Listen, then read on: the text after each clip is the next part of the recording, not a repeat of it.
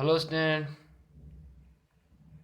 आज हम कक्षा 10 क्षितिज बाग 2 काव्यखंड का पहला पाठ सूरदास के पद पढ़ेंगे। तो सबसे पहले सूरदास जी के बारे में जानते हैं। सूरदास का जन्म सन 1478 में माना जाता है। एक मान्यता के अनुसार उनका जन्म मथुरा के निकट रुनकता या रेणुका क्षेत्र में हुआ, जबकि दूसरी मान्यता के अनुसार उनका जन्म स्थान दिल्ली के पास सिही माना जाता है। विद्वानों में मतभेद हैं। महाप्रभु वल्लभाचार्य की शिष्य सूरदास अष्टछाप के कवियों में सर्वाधिक प्रसिद्ध हैं। सूरदास जी को अष्टछाप का जहाज भी कहा जाता है। वे मथुरा और वृंदावन के बीच गहू घाट पर रहते थे और श्री श्रीनाथ जी के मंदिर में भजन कीर्तन करते थे। सन 1583 में पारसौली में उनका निधन हुआ।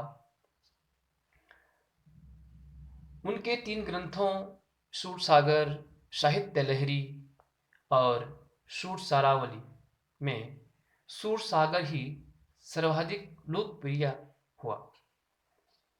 खेती और पशुपालन वाले भारतीय समाज का दैनिक अंतरंग चित्र और मनुष्य की स्वाभाविक वृत्तियों का चित्रण सूरदास की कविता में मिलता है। सूरदास वात्सल्य और श्रृंगार के श्रेष्ठ कवि माने जाते हैं।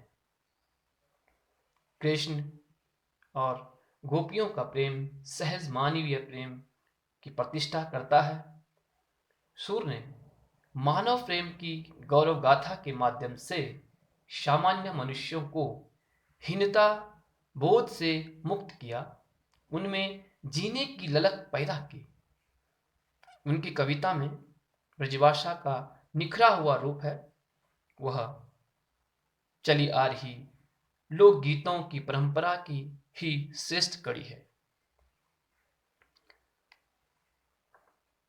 यहाँ सूरसागर के ब्रह्मर गीत से 4 पद लिए गए हैं। श्री कृष्ण ने मथुरा जाने के बाद स्वयं लौटकर उद्धव के जरिए गोपियों के पास संदेश भेजा था। उद्धव ने निर्गुण ब्रह्म एवं योग का उपदेश देकर गोपियों की विरह वेदना को शांत करने का प्रयास किया। गोपियां ज्ञान मार्ग की बजाय प्रेम मार्ग को पसंद करती थी।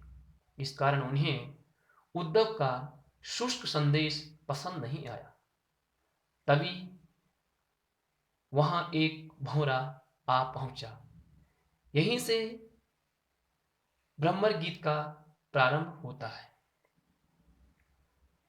गोपियों ने ब्रह्मर के बहाने उद्धव पर व्यंग्य यानी कि कटाक्ष कसा।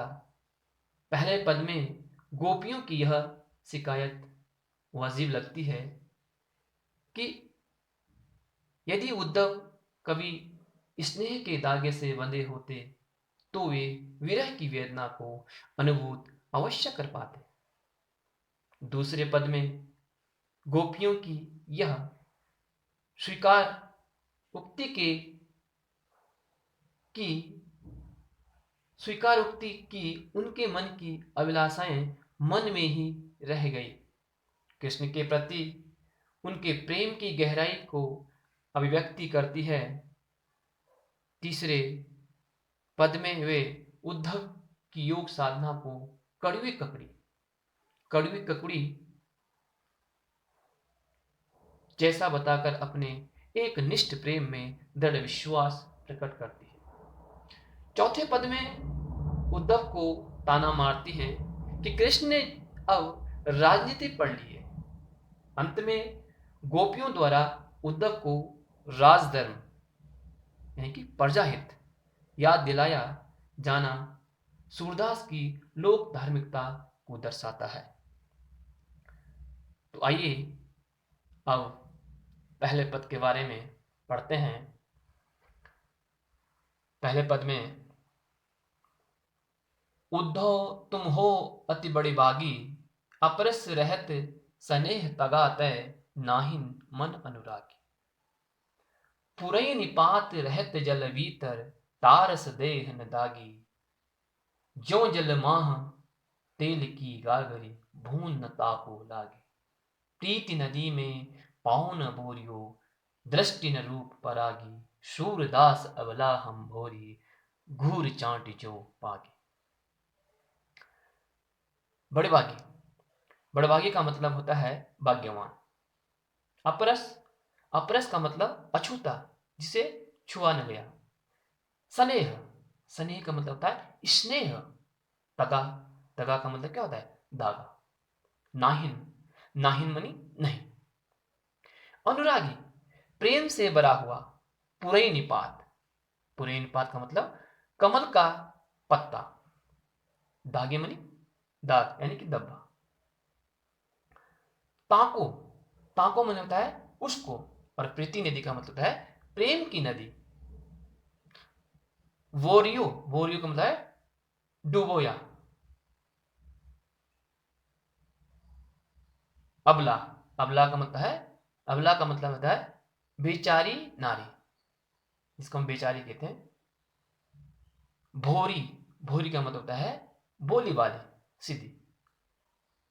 गुड़ चांटी जो पागी, गुड़ चांटी मतलब जिस प्रकार चींटी गुड़ में चिपकी हुई होती है, जिस प्रकार चींटी गुड़ में चिपक जाती है और इधर आने का नाम नहीं लेती।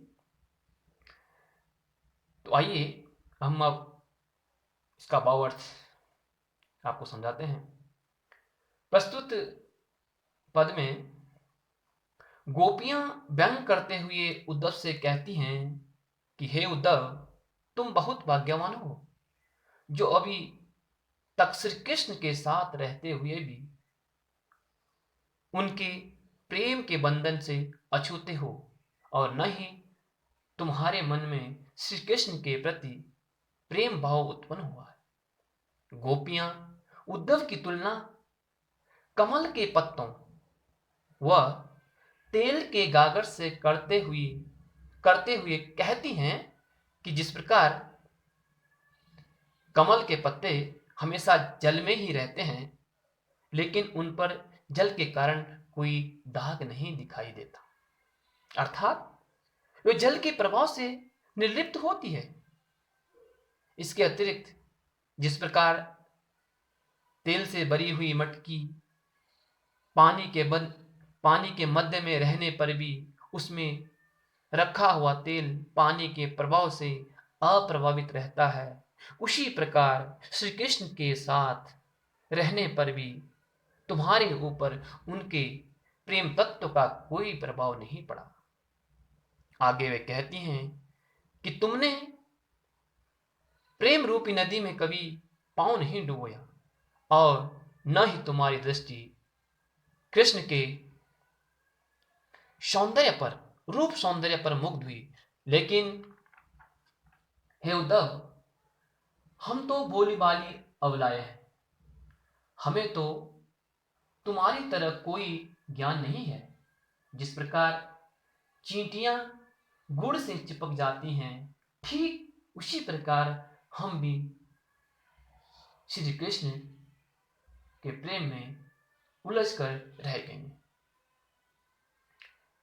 यहां पर जो है अबला, अबला कहा गया, अबला का मतलब होता है बेचारी।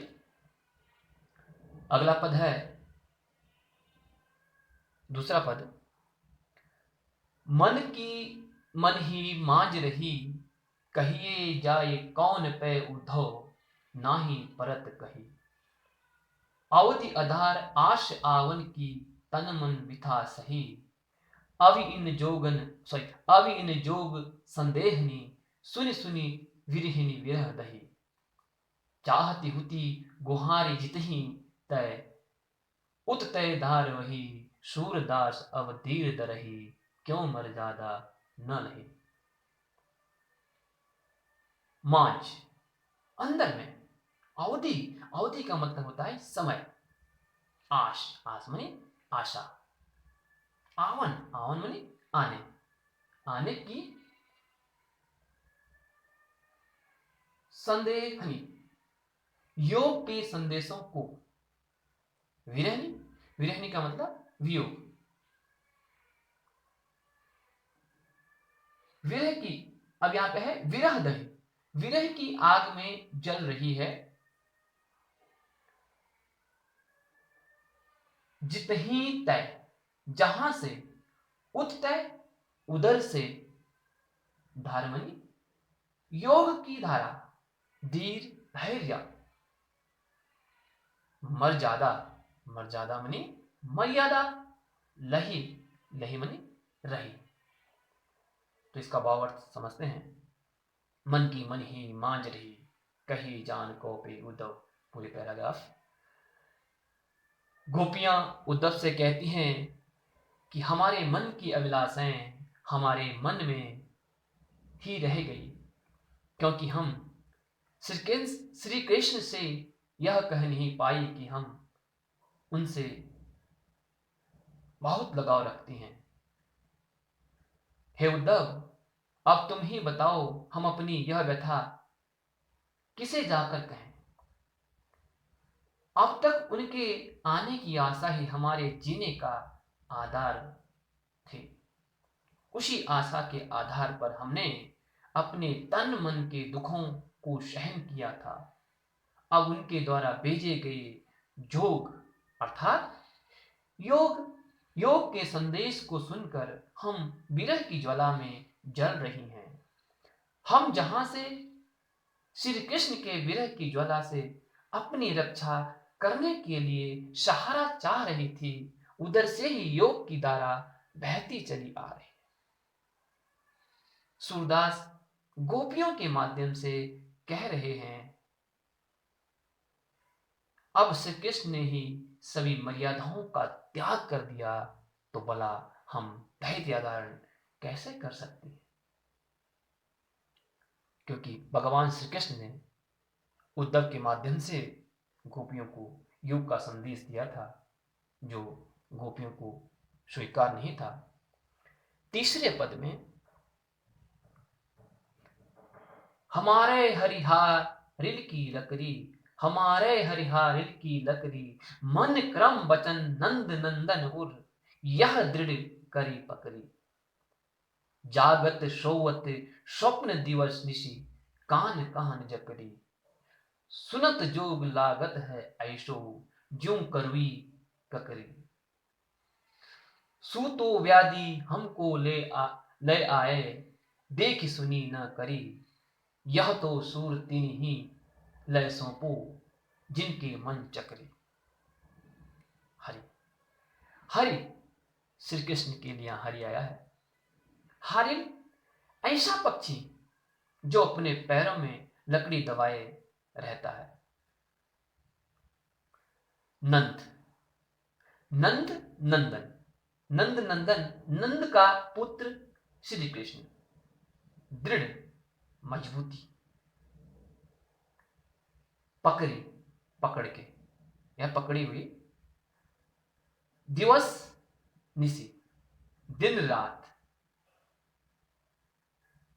जोग, योग का संदेश। करुई, करुई का मतलब कड़वी। ककरी, ककरी का मतलब ककड़ी, ककड़ी। तिन्ही, उनको। मन चक्री, जिनका मन स्थिर नहीं रहता है। आइए बावट समझते हैं। गोपियां उद्धव से कहती हैं कि हमारे श्री कृष्ण तो हमारे लिए हारिल पक्षी की लकड़ी के समान हैं। जिस प्रकार हारिल पक्षी अपने पैरों में दबाई लकड़ी को नहीं छोड़ता, उसी प्रकार हमने भी मन, वचन और कर्म से श्री कृष्ण को दृढ़ता पूर्वक अपने हृदय में बसाया हुआ है। हम तो जागते सोते,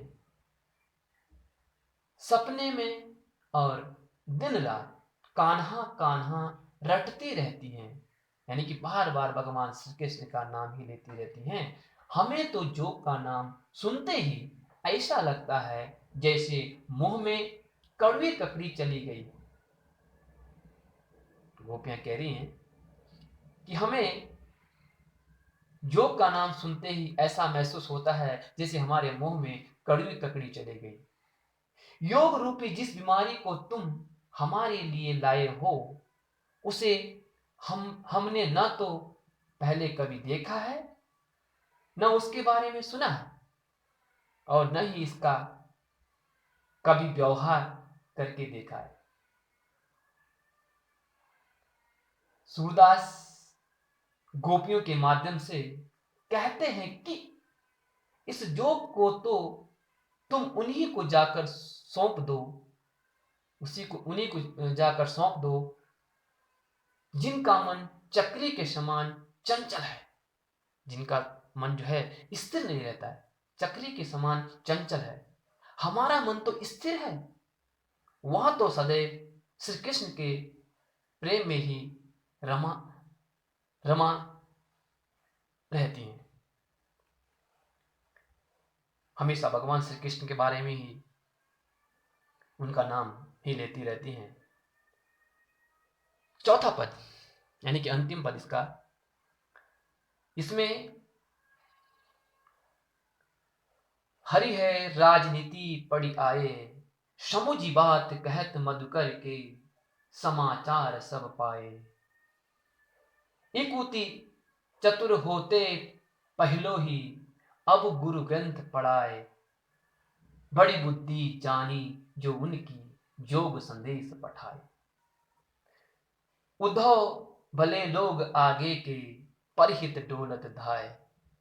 अब अपने मन फिर पाई है, चलत जू खुते चुराए।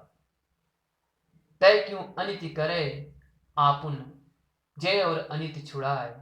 राज धर्म तो यह सूर, जो प्रजा न जाहि सताए। पढ़िए पढ़कर मधुकर, मधुकर भौरा, यहाँ पे जो है जो भौरे के लिए मधुकर आया है,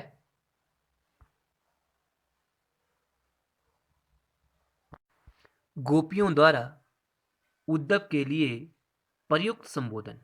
हुतय थे, पठाए भेजा। आगे के पहले के, हित दूसरों की भलाई के लिए।